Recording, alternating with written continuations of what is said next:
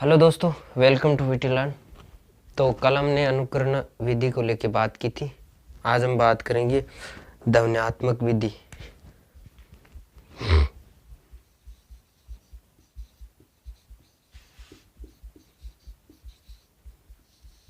ध्वन्यात्मक विधि, देखो ध्वन्यात्मक विधि को सबसे पहले देने वाले कौन थे, कौन इसके प्रवर्तक हैं, एक ही बात है, देने वाले या प्रवर्तक जनक, जो आप शब्द यूज में पिता जो भी आप लेते हो वो, तो इसके जनक हैं माइकल शेमर। माइकल शेमर ने सबसे पहले इस विधि का उपयोग किया था। और देखो समान ध्वनि, ध्वन्यात्मक यानी ध्वनि आ रही है ना, समान ध्वनि वाले शब्दों को लेकर इसको शुरुआत की थी। छोटी कक्षाओं में समान शब्द यानी शब्द, सीधा बच्चे को शब्द बोलना सिखाना, यानी कोई वर्ण नहीं बल्कि सीधा ही शब्द, जैसे कल, चल, फल, थल, ये सब शब्द सिखाने के लिए माइकल शेमर ने सबसे पहले इस विधि का उपयोग किया था। और इन्होंने इस विधि को छोटी कक्षाओं के लिए विशेषकर बनाया है, क्योंकि छोटी कक्षाओं के बालक ये ऐसे शब्द डायरेक्ट सीख लेते हैं तो थोड़ा आसान हो जाता है, भाषा जल्दी सीखने में उपयोगी है होता है। क्योंकि जब सीधा शब्द सीखेगा, पहले बालक क ख ये सीखेगा, तो सीधा शब्द सीखेगा तो ज़्यादा टाइम नहीं लगेगा डेवलपमेंट करने का। लैंग्वेज, कोई भी लैंग्वेज हो, सीधा वर्ड सिखाना तब भी आप देखते हो छोटी कक्षाओं में चल पल ये ऐसे कुछ सुलेख डाली होती है, ताकि बच्चे के शब्द भंडार ज़्यादा हो और उसमें लैंग्वेज का डेवलपमेंट बहुत जल्द हो। तो देखते हैं इसकी परिभाषा। माइकल शेमर द्वारा दी गई इस विधि में छोटी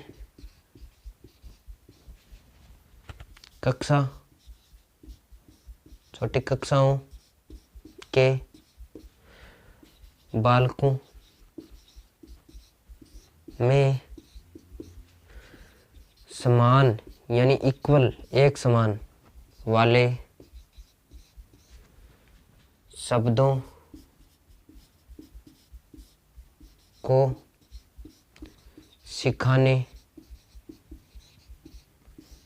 के लिए इस विधि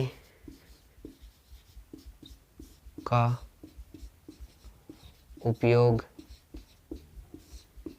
किया गया। यानी समान ध्वनि वाले शब्दों को सिखाने के लिए इस विधि का सबसे पहले माइकल शेमर द्वारा उपयोग किया गया छोटी कक्षाओं में, यानी विशेषकर छोटी कक्षाओं के लिए उपयोगी है। तो नेक्स्ट देखते हैं, आगे लिखते हैं इससे।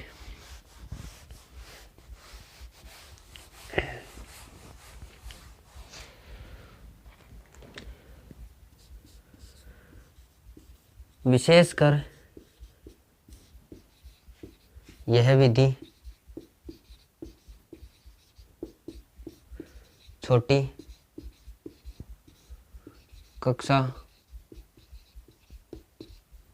कक्षाओं के लिए उपयोगी है। तो अब देखते हैं इस विधि के उदाहरण, जैसे कैसे शब्द बनाते हैं, कैसे बच्चे को शब्द बनाना दिया जाता है। तो इससे पहले हम थोड़ी सी एक लाइन और लिख लें। इस विधि में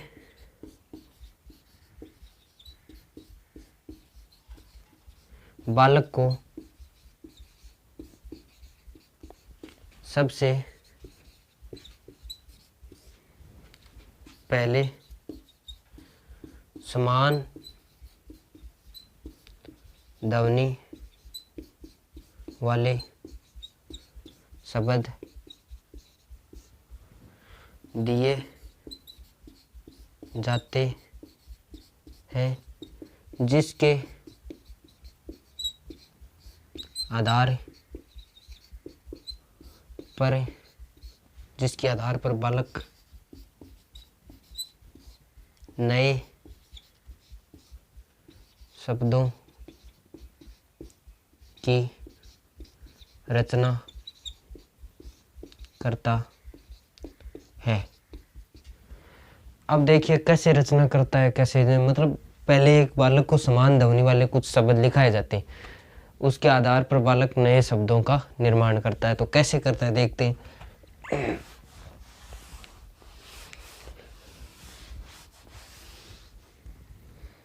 जैसे कल, चल, टल, फल, ये इत्यादि शब्द दे दिए। इसके आधार पर बालक और भी शब्द बना लेगा, जैसे मल है, थल है, जल है, कल है, ये सब बना लेगा। तो उनके आधार पर बालक सीख जाता है। अब जैसे बात करते हैं ये बड़ी कक्षाओं के लिए क्या उपयोगी है, विशेषकर उपयोगी है कुछ हद तक। देखते हैं कैसे उपयोगी है।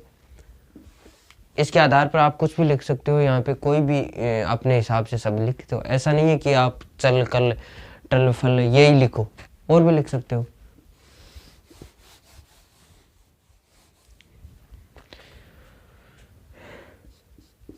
यह विधि बड़ी कक्षाओं में जब एक शिक्षक के द्वारा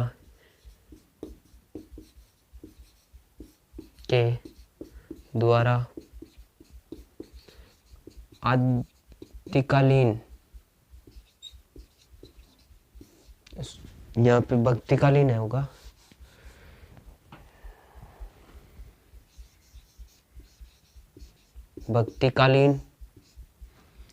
भक्तिकालीन कवियों की रचना या फिर कहानी या पद्य पाठ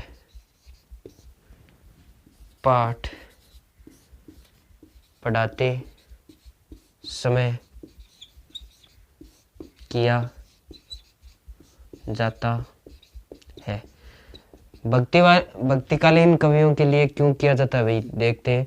क्योंकि भक्तिकालीन कवियों की जो लास्ट की एक पंक्ति का लास्ट वर्ड होता है वो सेम होता है, इसीलिए भक्तिकालीन कवियों की रचनाओं में किया जाता है। अब देखते हैं कुछ भक्तिकालीन कवियों की रचना उनके आधार पर।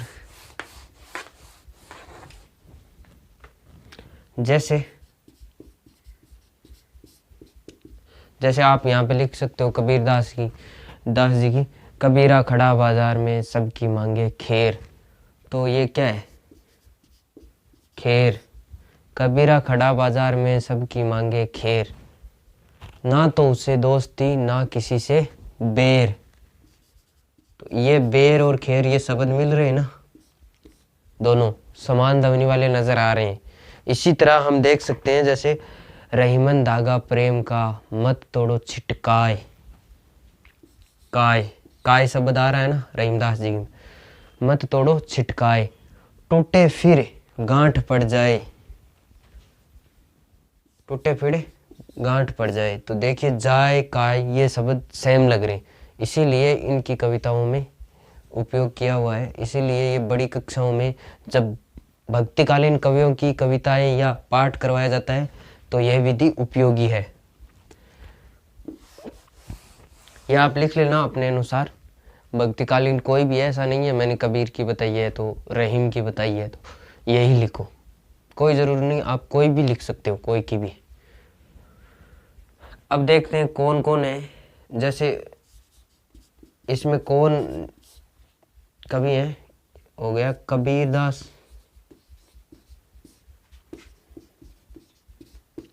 मीरा, रहीम,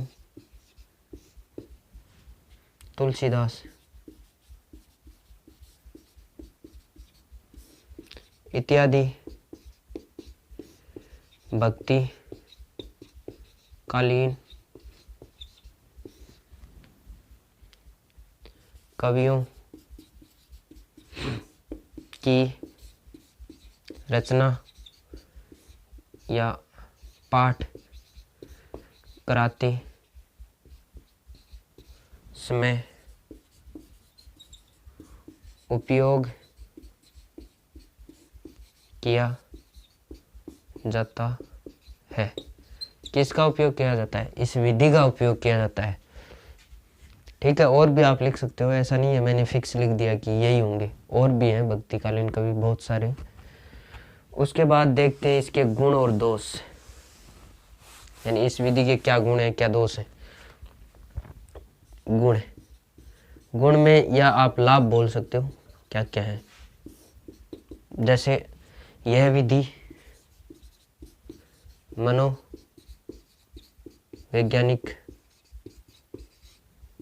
है। यह विधि मनोवैज्ञानिक विधि है, 1 नंबर हो गया। 2 नंबर, यह रुचिकर विधि है, क्योंकि जब बालक कल पल ये बनाना सीख जाता है तो बच्चे क्या करते हैं, उनको आनंद आने लगता है कि वाह यार हम तो सीख गए, शब्द बहुत जल्द सीख रहे हैं, तो वो अपने आप बनाने सीख जाएंगे, अपने आप बनाने सीख जाएंगे। उसके बाद 3 नंबर लिखते हैं, इस विधि से भाषा में सरलता आती है, क्योंकि जब बालक सीधा शब्द ही सीख जाता है तो फिर थोड़ी ज़्यादा जल्दी डेवलपमेंट तो होगा ही लैंग्वेज का, जब बालक सीधा डायरेक्ट शब्द सीख रहा है इसीलिए। उसके बाद इसके दोष क्या क्या हैं, दोष लेते हैं। दोष देखिए, दोष आपको नज़र आ रहा था कि जैसे हम सीधा शब्द सिखाएंगे तो हो सकता है बालक कोई गलत शब्द भी बना सकता है। ऐसा नहीं है कि सही सही बनाओ, हम बना रहे हैं जैसे सभी बालक सही सही बनाते हैं, ऐसा बिल्कुल नहीं है। क्योंकि ऐसा हो सकता है कि बालक कई बार गलत अर्थ वाले शब्द भी बना लेता है। तो फर्स्ट यही है इसका दोष, कई बार बालक गलत शब्दों की रचना कर लेता है। जैसे चाय, वाय, खाना, वाना।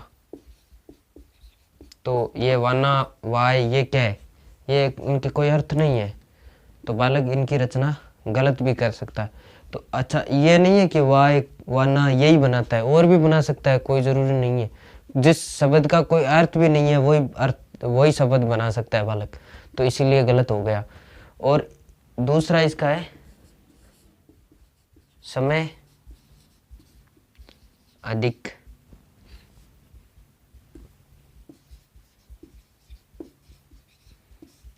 खर्च होता है। स्वाभाविक सी बात है, जब बालक को सीधे शब्द सिखाएंगे तो शब्द तो बहुत सारे हैं भाई, ऐसा तो है नहीं कि सभी शब्द सिखा दिए जाते हैं। तो धीरे धीरे समय तो लगेगा ही ज़्यादा। और कुछ बालक होते हैं प्रतिभाशाली जो कि जल्दी सीख जाते हैं, और कुछ बालक क्या होते हैं थोड़े कमज़ोर होते हैं, तो वो देरी से सीखते हैं।